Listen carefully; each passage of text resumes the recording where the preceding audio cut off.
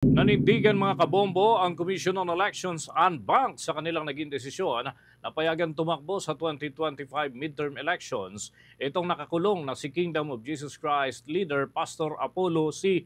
Kibuloy. Kaugnay nito ay binasura ng mga ng poll body ang isang motion for reconsideration na nananawagang idiskwalipika ang kontrobersyal na pastor sa pagtakbo sa paparating na 2025 midterm elections, partikular na sa posisyon bilang senador. Ang naturang apela kasi ay ibinasura ng kanilang unbank dahil naman sa kakulangan ng naipresentang ebidensya.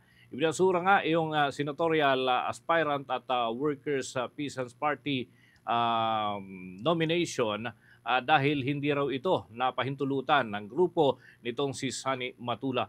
Batay nga sa resolusyon na inilabas ng Commission on Bank, sinabi nito na walang matibay na basihan ang petisyon laban kay Kibuloy na lalabag sa alinmang batas ng ating halalan.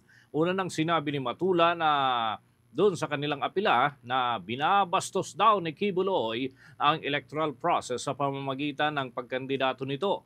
Kinuwestiyon pa ni Matula ang komisyon dahil naman sa pagpayag na tumakbo itong si Kibuloy habang ibinasura naman ng poll body ang Certificate of Candidacy ni Sultan Subahir Gintuin Mustafa na kilalang Muslim leader ay diniklara bilang nuisance candidate. Pareho naman daw na leader o opisyal ng kanilang kinakatawang relihiyon. Si Kibuloy ay naharap nga sa patong-patong na kasong may kinalaman sa child and sexual abuse at qualified human trafficking. Kasalukuyan itong nakadetine sa Pasig City Jail at inaasahan pa ang pagresolba doon sa ilang mga mosyon mula naman sa panig ng naturang pastor.